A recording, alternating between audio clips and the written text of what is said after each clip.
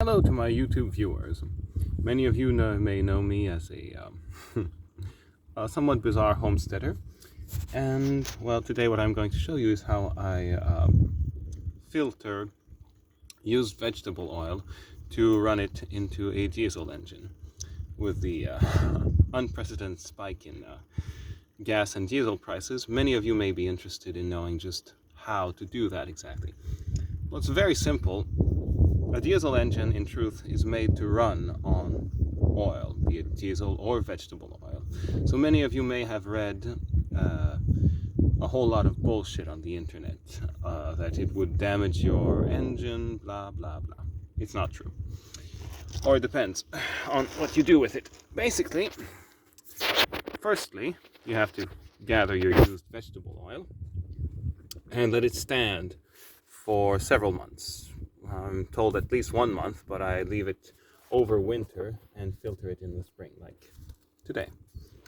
Then it would be basically fine to just take it and dump it into the gas tank and go, so long as your engine is warm, otherwise you may have trouble starting.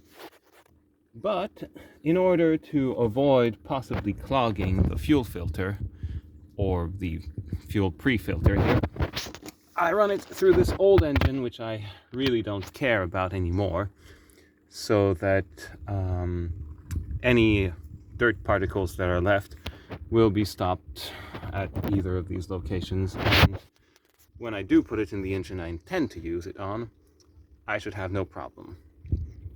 So, it's a long process to filter, but it works great. When I'm burning used vegetable oil, there's a smell like fries, and I really don't see any difference in horsepower of the engine. So that's great. The only drawback is when you do stop, it's best if you've burned all the vegetable oil, or if you live in the south and it's the temperature goes to 100 degrees, probably you won't have any trouble starting. Out here in Quebec, though, it's not the case. It's a little bit more difficult than that. If it gets colder than 70, it can be pretty hard to start. Unless you start on diesel fuel and then fill your tank. What happens is the used vegetable oil is much heavier than diesel, okay? So you start your engine on diesel. You gotta have some in your tank. Then you fill it up with however much you may need for your job, and it'll all fall to the bottom and be burned first. So you'll end up with diesel, possibly mixed with a little bit of vegetable oil, and that has worked pretty well for me. I'm hoping I was clear enough in my explanations.